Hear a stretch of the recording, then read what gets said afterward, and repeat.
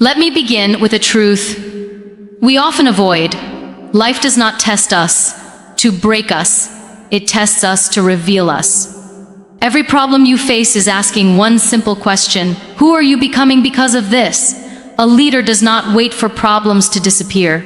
A leader learns how to stand taller when they arrive. We often think leaders are born with answers. No. Leaders are shaped by questions, by uncertainty, by moments where nothing makes sense.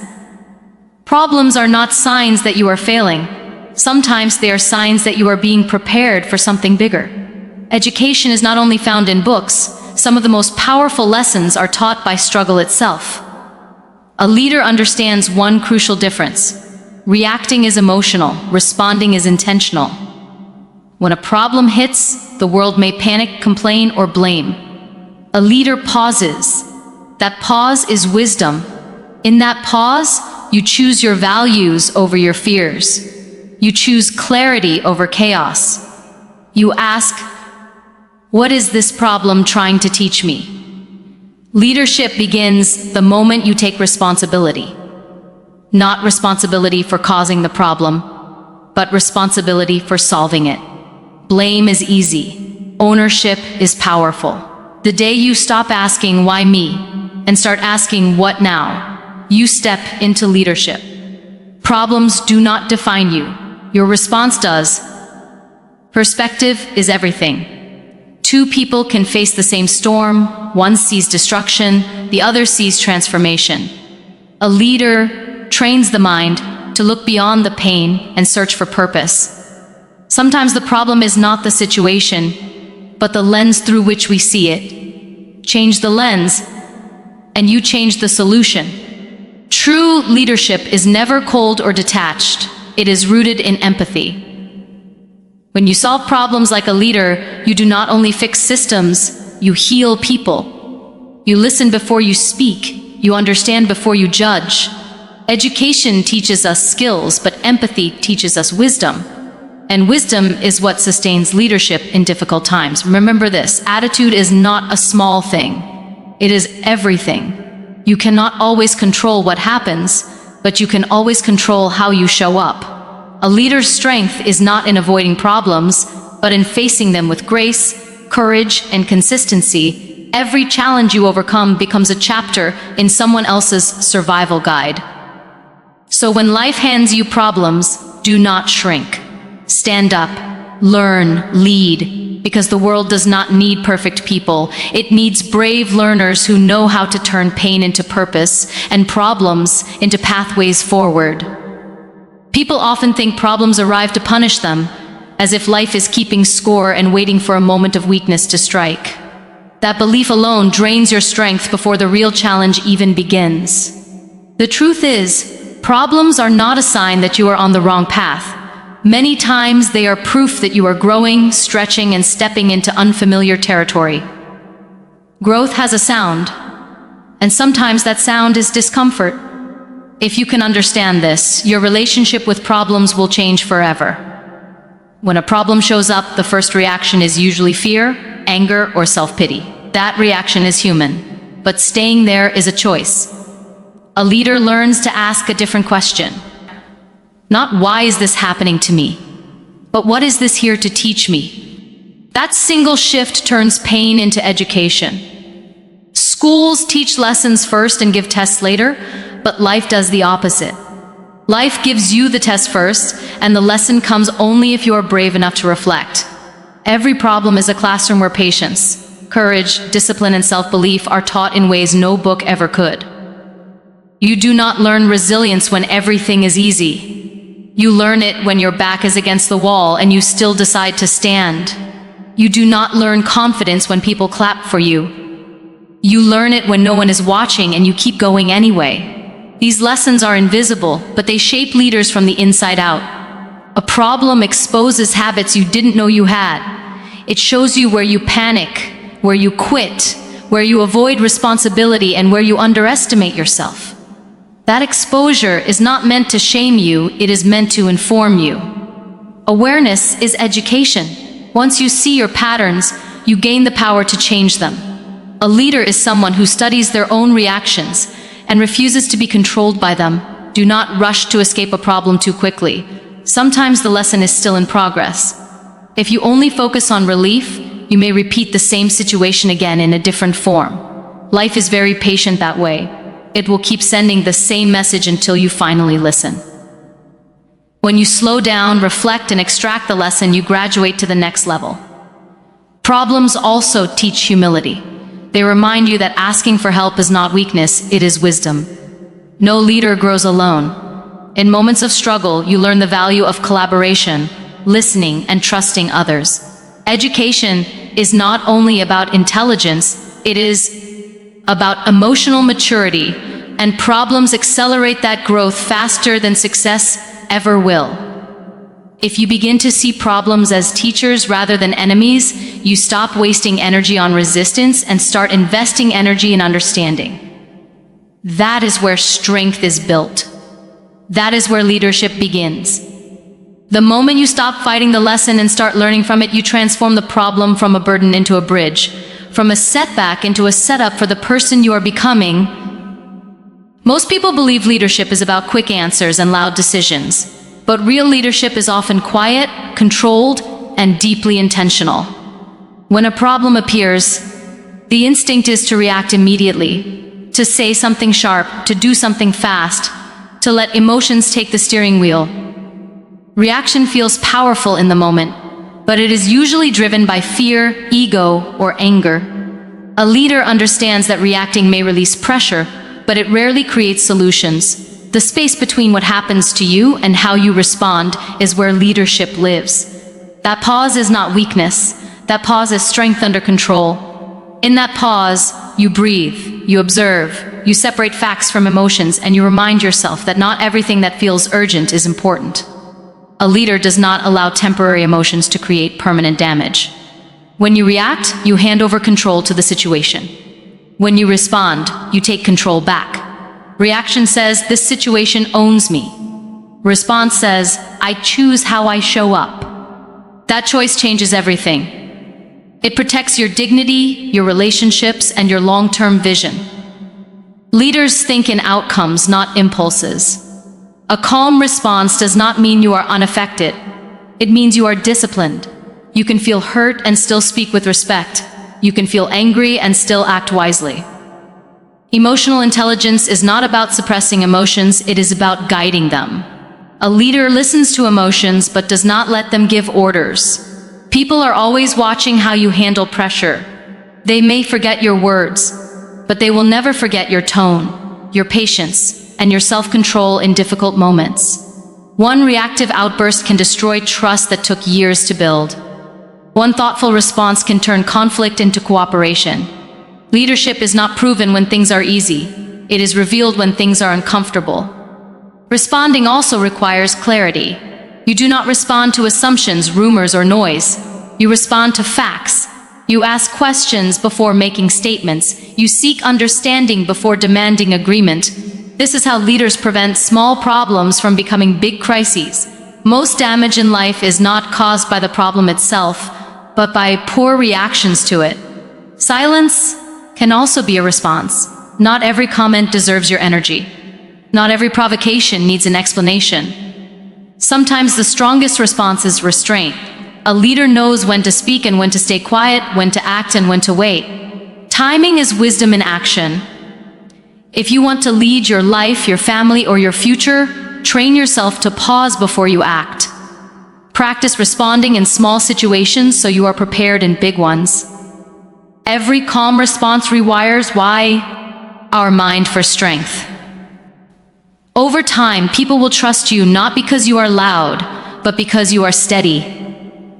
Not because you are perfect, but because you are intentional. And that is how leadership quietly takes root and grows under pressure. There comes a moment in every person's life when blaming feels easier than becoming better. It feels comforting to point at circumstances, people, the past, or bad luck and say, "This is why I am stuck." But leadership begins the exact second you drop that habit. Ownership is not about carrying guilt, it is about carrying power. The moment you take responsibility for your response, your growth, and your next step. Pain stops being a weight and starts becoming fuel. Taking ownership does not mean you caused what happened to you. Some storms arrive without permission. Some wounds are unfair.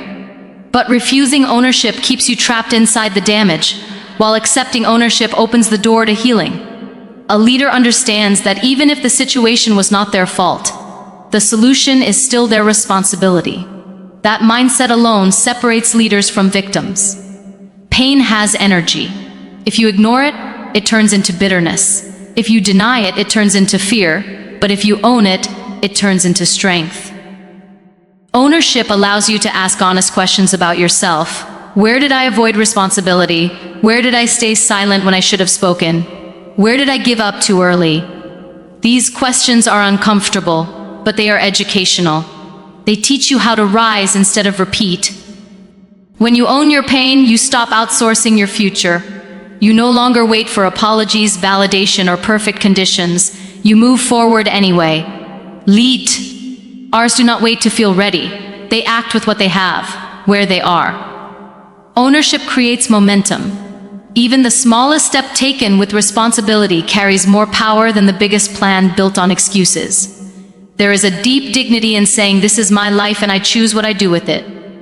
That decision restores confidence. It reminds you that your past does not have the authority to decide your future. Pain may shape your story, but ownership gives you the pen. You stop seeing yourself as damaged and start seeing yourself as trained. People who own their struggles become sources of strength for others. Not because they are perfect, but because they are honest. When you lead from ownership, you give others permission to rise as well. You show them that weakness acknowledged becomes wisdom, and pain processed becomes purpose. Education is incomplete without responsibility. Knowledge without ownership creates arrogance. Skill without ownership creates excuses. True learning changes behavior, and behavior changes when you accept responsibility for your choices. A leader studies mistakes not to punish themselves, but to extract wisdom from them. Every time you say, "This is hard, but I will handle it," you grow stronger. Every time you say, "I can learn from this," you grow wiser. Ownership is the bridge between suffering and significance. It transforms wounds into insight, scars into symbols of survival, and obstacles into opportunities to lead by example. Because the strongest leaders are not those who avoided pain, but those who chose to carry it with courage and turn it into something that lifts others along the way. The way you see a problem often matters more than the problem itself. Two people can face the same situation, the same loss, the same obstacle, and walk away with completely different outcomes. The difference is not intelligence or luck, it is perspective. Perspective is not pretending everything is fine. It is choosing how much power a situation gets over your mind. A leader understands that before solving anything outside, you must first align what is happening inside. When pressure rises, the mind naturally zooms in on fear. It exaggerates consequences, shortens vision, and convinces you that this moment is permanent. That is when perspective becomes a discipline. You remind yourself that this is a chapter, not the whole story. You step back mentally and ask, how will this matter in a year, in 5 years, in a lifetime? That question alone reduces panic and restores clarity. A leader does not deny pain, but refuses to let pain define reality. You can acknowledge difficulty and still believe in possibility. Perspective allows both to exist. It teaches you that strength is not about ignoring wounds, but about refusing to live inside them. When you change how you interpret a situation, your emotional response changes. And when your emotional response changes, your options expand. Many problems feel overwhelming because you are standing too close to them. Perspective creates distance without disconnecting responsibility. It allows you to see patterns instead of chaos, lessons instead of insults, and opportunities instead of dead ends. This is not positive thinking, it is strategic thinking. Leaders train their minds to search for meaning, because meaning fuels endurance. Your past experiences also shape your perspective. If you have been hurt before, your mind may expect pain again. A leader gently challenges that instinct. Just because something ended badly once does not mean it must end badly again. Perspective frees you from repeating emotional habits that no longer serve you. It allows growth to replace fear. Comparison destroys perspective. When you measure your struggle against someone else's highlight, you shrink your own journey. A leader stays focused on their lane. You do not rush your healing because someone else seems ahead. You do not dismiss your progress because it looks small. Perspective reminds you that growth is personal and timing is individual. Perspective is also rooted in gratitude. Even in difficulty, there is something that remains.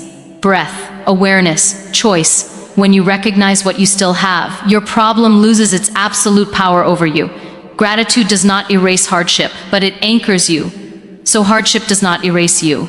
If you want to solve problems like a leader, train yourself to ask better questions.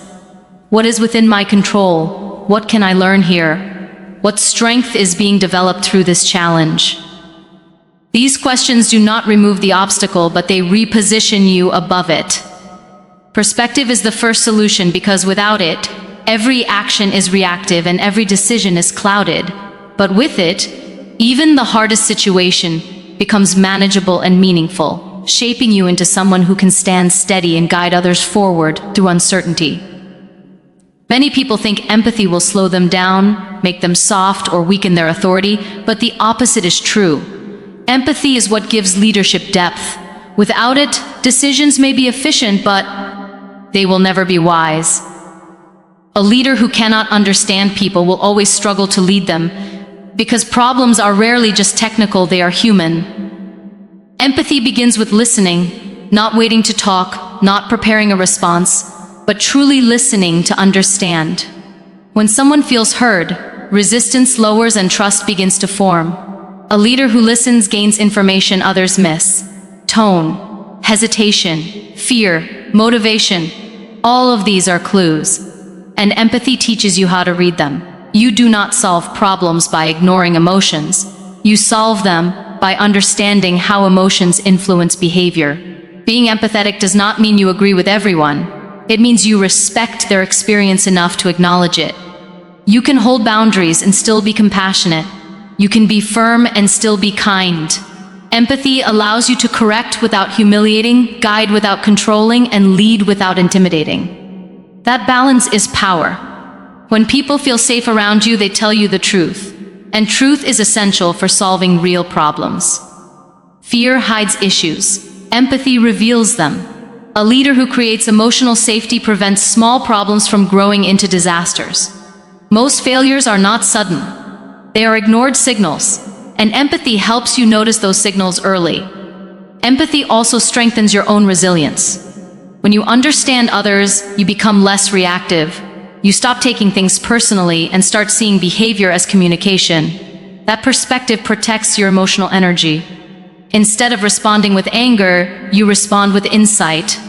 Instead of escalating conflict, you de-escalate it. This is not weakness, this is mastery. Leadership without empathy creates obedience. Leadership with empathy creates commitment. People may follow instructions out of fear, but they give their best effort when they feel valued. Empathy turns a group into a team and a vision into a shared mission. It builds loyalty that cannot be demanded. Empathy also teaches patience. Not everyone learns at the same speed. Not everyone heals at the same pace. A leader who understands this does not rush people through growth. You challenge them, but you also support them. You push forward without crushing spirits. That is how progress becomes sustainable. If you want to develop empathy, start by slowing down. Ask questions instead of making assumptions. Observe before judging. Remember that everyone is fighting a battle you cannot see. This awareness changes how you speak, how you lead, and how you solve problems. You stop reacting to behavior and start addressing root causes. Empathy does not remove authority, it humanizes it. It reminds people that leadership is not about standing above others, but standing with them. When problems arise, an empathetic leader does not ask who is wrong, but what went wrong and how can we fix it together. That approach transforms conflict into cooperation and difficulty into growth, proving that the strongest leaders are not those who dominate rooms, but those who understand hearts and use that understanding to guide people through challenges with clarity and respect. Attitude is the silent decision you make before you say a word or take a step. It is the lens through which you experience every problem, every delay, every disappointment. You may not control what life places in your path, but you always control the posture of your heart when you meet it. A leader understands that attitude is not a mood. It is a discipline practiced daily, especially when things feel unfair. A negative attitude drains energy before the real work even begins. It magnifies obstacles, narrows thinking, and convinces you that effort is pointless. A strong attitude does the opposite. It does not deny difficulty, but it refuses to surrender to it. It says, "This is hard, but I am capable. This may take time, but I will stay consistent." Inner dialogue shapes outcomes more than external circumstances ever will. Your attitude speaks before you do. People sense it in your tone, your body language, your patience, and your willingness to try again. In moments of crisis, others look to the emotional temperature of the leader. If your attitude is steady, others feel safe. If it is hopeful, others find courage. This is how leadership multiplies, not through commands, but through emotional example. Attitude also determines endurance. Talent may get you started, but attitude keeps you moving when motivation fades. There will be days when progress feels invisible and effort feels wasted. On those days, attitude is the difference between quitting and continuing. A leader commits to showing up even when inspiration is absent, knowing that consistency builds strength long before results appear. A powerful attitude is built through awareness. You catch yourself when your thoughts turn toxic.